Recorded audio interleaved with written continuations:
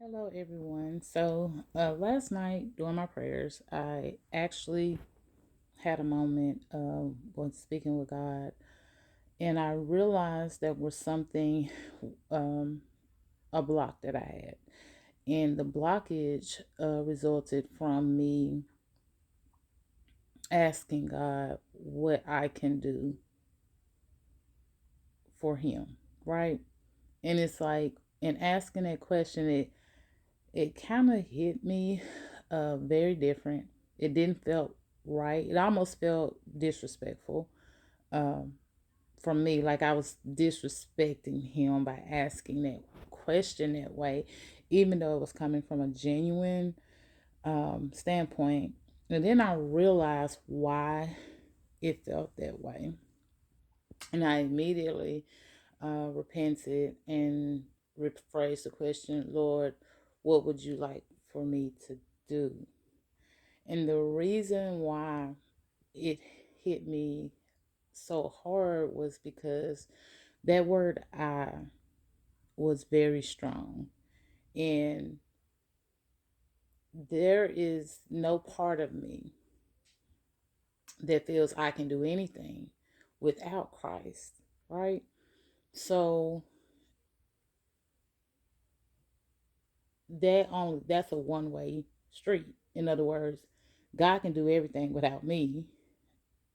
So for me to ask him what I can do for him, it just felt wrong. It's just like, what do you mean? What can you do for me? No, I can do everything for you. So in saying that, I wanted to understand myself as to why I felt that way, and it brought me back to my one of the things that I struggle with on my journey is self control, or being a controlling self more so. I realized that one of the things, like I said, I'm working on is trying to let go of things, trying to be okay with things not being done a specific way that I like it. And part of that is shedding the I in me. It's allowing there to be space for things to be done in a way outside of me. Meaning, I don't always have to be the one to do it, and it doesn't always have to be done the way that I would do it. So, as you can see, that word I comes up a lot when you're dealing with control issues. So, when I said it, I immediately felt something um, like conviction. That's the word, conviction in my heart. And it's because even though I genuinely want to be a vessel to God and I want to be available, I have to remember that there are things, I have to be careful with how I word things with speaking with God because I'm on a growth journey. And so, whenever you're growing, when He has shown you things, when He has put you in a place of understanding, if you revert back to your old habits, He's not going to respond, because he's taught you this and he's taught you how to respond to this. So I'm saying to you today that the word, you have to drop that word I when you are speaking with God, not just in asking God, because even when you're asking God for things, you have to be important to realize that when you start asking for things individually, isolation, that is the first sign that you are having doubt, that you are in a position to where you feeling stressed or worried, because now you are praying for things that God naturally provides. You're not utilizing your prayer as a form of preparing you to fight spiritual warfare. You are in a spiritual warfare and you're seeking refuge. And so that was my immediate attention during this prayer, was that I am instilling doubt in my prayers. And you don't want to do that, because doubt leads to you minimizing the authority that God has given you, and minimizes the authority you're giving Him over your life. Because if I ask God what I can do for you, I'm limiting the work that can be done to my level as a human, versus saying, Lord, what do you need me to do?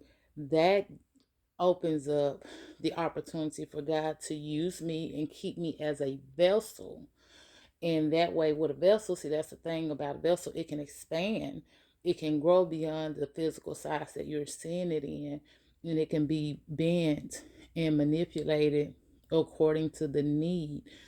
Um, so when I say I'm limiting, I'm restricting, I'm putting limitations on my usage. Whereas what you need me to do, then that gives God permission to use me and to mold me and make me into what He needs me to be. So that was a very powerful um, movement for me last night when I was praying. So I want to come to you today so that you can restructure your mindset when you're going to God in prayer. Um, there are certain things you will pray for on behalf of yourself. I'm not saying don't pray on behalf of yourself. I'm saying just make sure that when you are praying on behalf of yourself or behalf of others, that you're not limiting what God can do.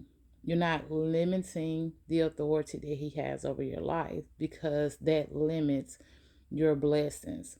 And there was another thing in the midst of this prayer that He brought to my attention. I don't, and keep in mind, you guys, this, when things get brought to my attention by the Holy Spirit, it is out of nowhere.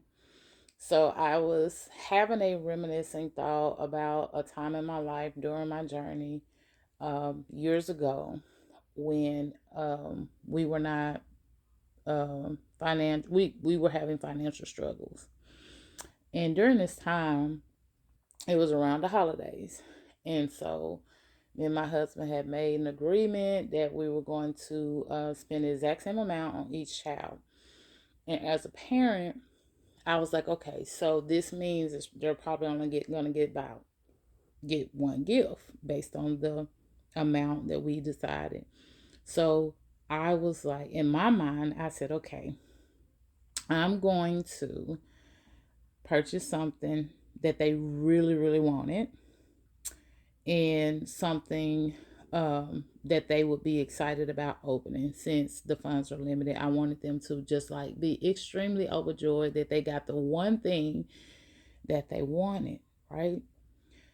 So Christmas come, they're opening up the gifts, and my youngest just has a total meltdown. She's crying. She is upset. And I'm just watching her little heart break, right? So, of course, as a mom, I'm like, oh my gosh, I got the wrong thing. Like, I thought this was something she really wanted. I even took her to the store to kind of feel her out for things. And I didn't understand it. So, I almost wanted to, as I marinated on it, I started going into the mindset of she's not being appreciative, right? Because as our parents, we teach gratefulness. So I was like, oh, she's kind of having a little temper tantrum and not being grateful. So I immediately started. I'm sorry, I'm pulling on my clothes, y'all. I do that sometimes. Sorry, but later on, I took her aside and I had this conversation about being grateful with her. And before I start going into what that is and what it means, I asked her what was wrong and why was she upset. And she was like, well, I thought I would have more toys to open, but I only had one. And again, immediately I go into the conversation. Well, sometimes, some kids don't get anything, and they don't get to have, not only do they not have a Christmas gift, they don't have a home. Like, we're going down this full battle, right, of things. Well, last night, that memory, God brought that memory back to me.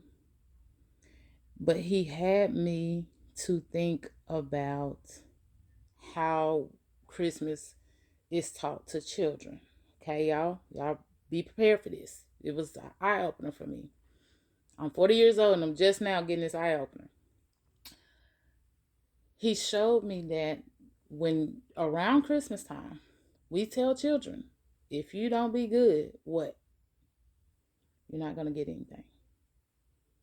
If you're not good, Santa's not going to bring you any gifts, or there's not going to be baked. So we basically have told them their behavior is equal to the gift, right? So bad behavior equals no gift. Good behavior can equal many gifts.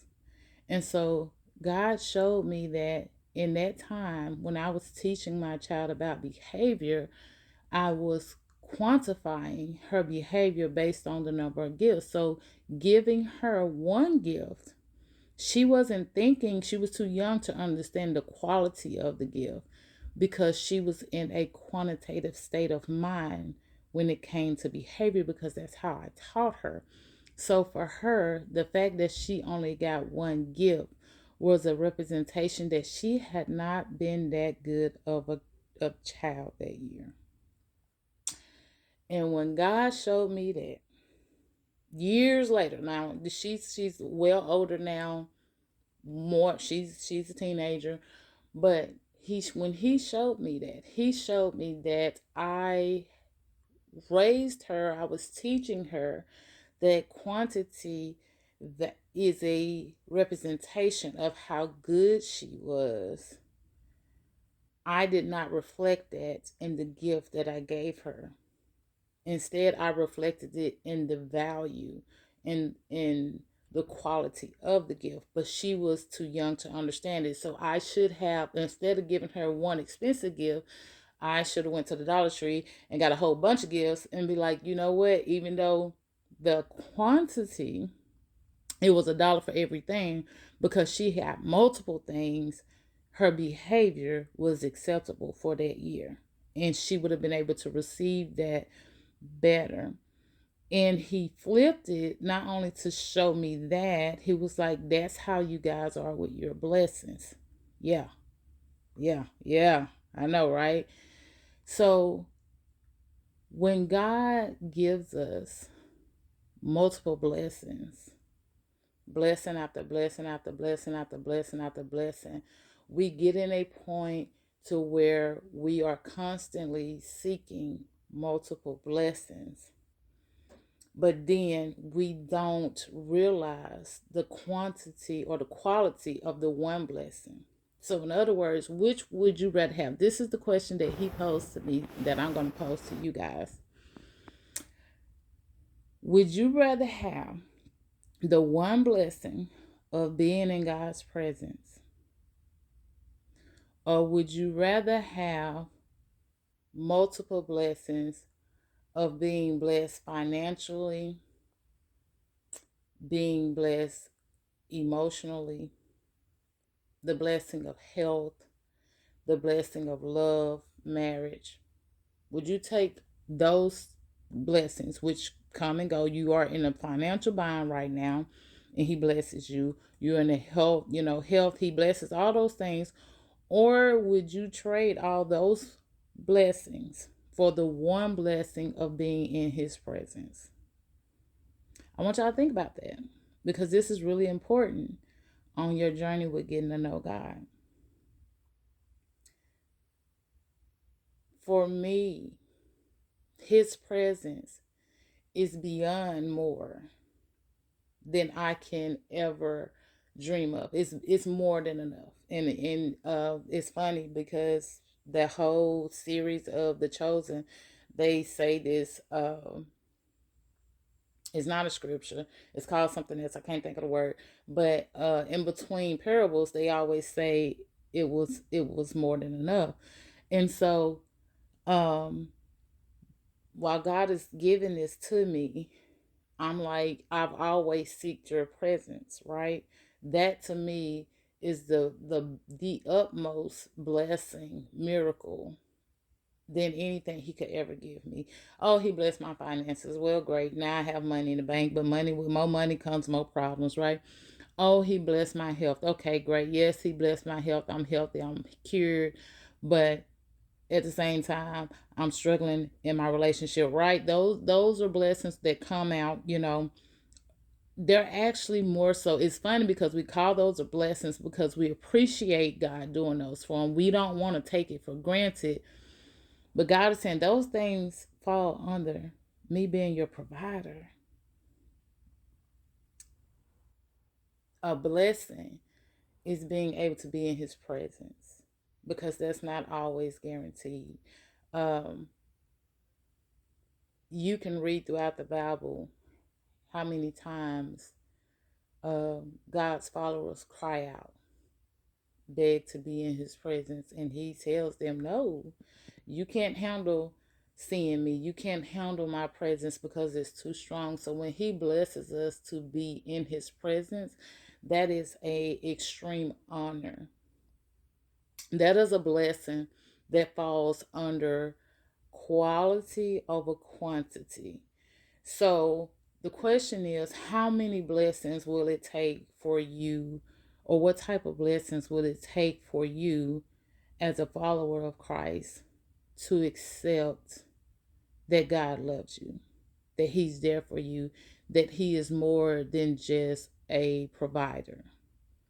When will you elevate your love for God beyond being just a provider? Like, for example, as a mother, as a parent, which is something I can relate to, uh, at what point where you seek the love from your child of being who you are versus being just your mom?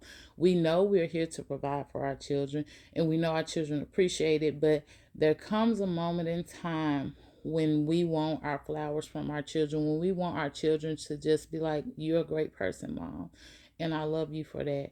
And that is like, okay, we've done our job, because now they see us beyond just being a provider. They appreciate what we did because they see the work in us. They see the effort that we're making that goes beyond just being a parent that is required to provide, to being a parent that is giving them their all, giving them everything in them for them to be the best child that they know to be, to give them the best, because that's what we do. We try to give the kids we try to give our kids the world. And so when our kids recognize that, they recognize a level of love that we've been trying to show them throughout their whole life. So in following Christ and building a relationship with God, you get to a point to where you're like, I see all that you're doing for me. I see all that you're doing for my family and beyond. I see what you're doing for this world. And you become appreciative to a point to where you don't feel worthy. You realize now why the worthiness, when he chooses you, is so important. You become honored to be chosen to follow him. You become honored to be chosen to be one of his children. You become honored to be chosen to be created, to be called who you are, to be birthed on this earth. Like, everyone has a purpose. So he created you uniquely. No DNA is the same. Science tells you that. So you know that you are uniquely created by God.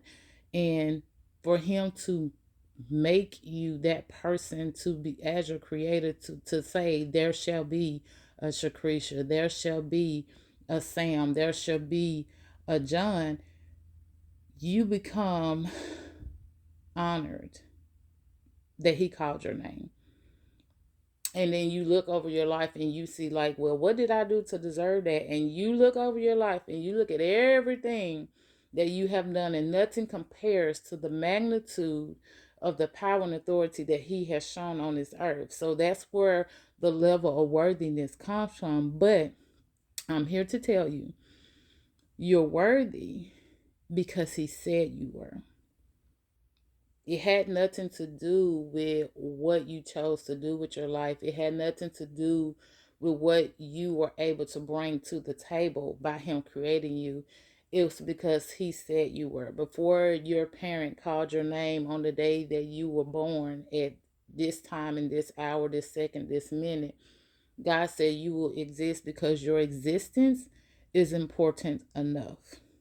You coming into this world brought purpose to life on this earth. It changed the rhythm of time.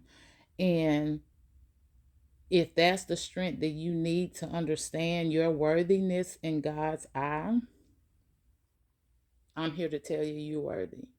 Not only are you worthy, but you do have a purpose. May not know what your purpose is, and don't think of it in the grand scheme of things, because every everything that we do has an effect either on us as an individual or people that are connected to us, or it has an effect on the world, the environment, the space, the time that we take up. So it's going to impact it one way, one direction or the other. And that impact is considered necessary in God's eye. Now, whether you choose to follow God's plan or not is a choice that we give free, that He gives us willingly. But do know, whether you choose to follow it, His plan will still come into existence because you exist. You are part of the plan. Whether you choose to follow it or not is great. It's kind of like um, having in a factory, right? They make a motor and they make a backup motor. Now, the backup motor is not meant to run long term. It's not meant to come into play, but it's put there for a security measure. The ultimate plan is to allow the motor itself to do the job needed in order to manufacture whatever product that's being made, right? But in the event the motor chooses not to, even though it was created for that purpose, if it chooses not to, or something happens and it breaks down, or there's a temporary defect in the motor itself, that's when the backup motor comes into play. And in a true designer, that backup motor can do everything that the motor could do, that the primary was designed to do, because the goal is to continue the operation without any alterations to the product, right? You shouldn't be able to pick up that product. If you purchase that product, you shouldn't be able to pick it up and say, oh, this must have been made with the backup motor. It is designed the same. So, in other words, God created you to be the primary motor.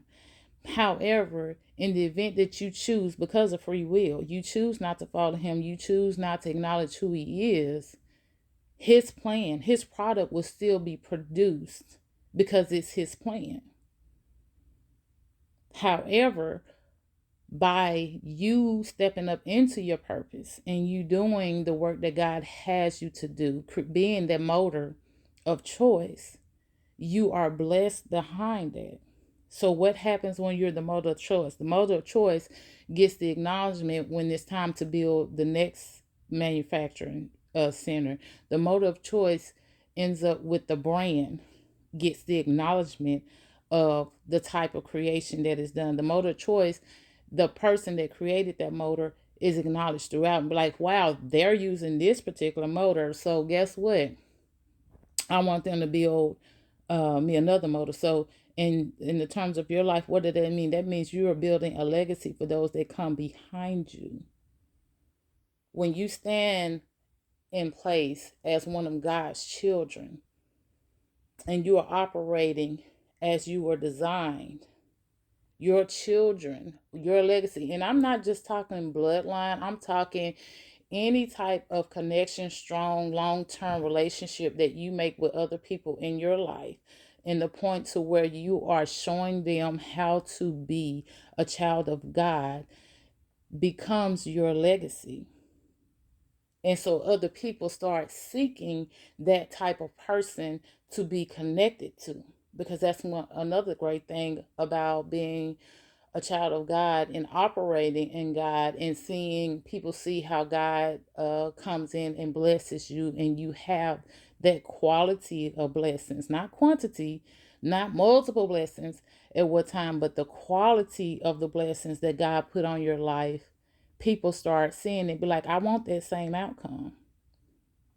And so when they want that outcome, they cling and they try to connect to you, or they try to connect to those around you so that they can get that same outcome, that same level of relationship with God, which is the end goal, because the goal is to connect God to His children. So I'm saying all this. I know it seems like I'm going all the way around the world, and I probably took a left and a right and came back down the road again. But it's because at the end of the day, when you're seeking God, okay, not what He can do for you, not the blessings that He puts on your life. The quality of blessings are increased and improved in a way to the point where you're seeking God for God and not the things that are going on in your life. You're not seeking Him to fix your life. You're seeking Him for who He is. And then the things in your life are repaired because of who you're following. God don't have time for you to be worried about your finances when you're doing His work. So He's going to take care of that. God don't have time for you to be worried about your health when He's using you to go out here and find His children. He's going to take care of that. He needs you to be able to get up out the bed and go have a conversation with whomever is in doubt and they're needing help with encouragement. They're needing their faith to be built, or they need you to pray over them. He don't need you to be worried about it. So He's just going to automatically take care of it for you. So the quality of the blessings are increased, but you have to be in that position, in that mindset. You have to be on that level of understanding that you're in the season where quality of blessings is important versus the quantity, or you will end up being like my daughter was, because she was in a season of quantity. So for her, she was seeking more versus the ultimate gift. So if you're in a season where you're seeking more and you're not seeing the more, you may want to look and see if you're in the season where more, it's about more blessings, or is it about the quality of the blessing? Is God making major moves in your life to the point where you're not seeing the shift? Because if you focus on that and you start looking at that, you start seeing the type of blessings that He's having over your life. It will help you understand where you are in life, and it will help you be able to move accordingly. So I really do hope this bless you guys. I'm sorry this is a little longer. My videos are getting longer because God is getting deeper with the messages that He wants you guys to have, which means you're growing. And that is progress, and that is good. That means your relationship is getting stronger with God, and He wants you to know more and more about Him, and it means that you're getting more hungrier for His word. So you just keep doing what you're doing, keep following God, keep making those connections, and I will see you again.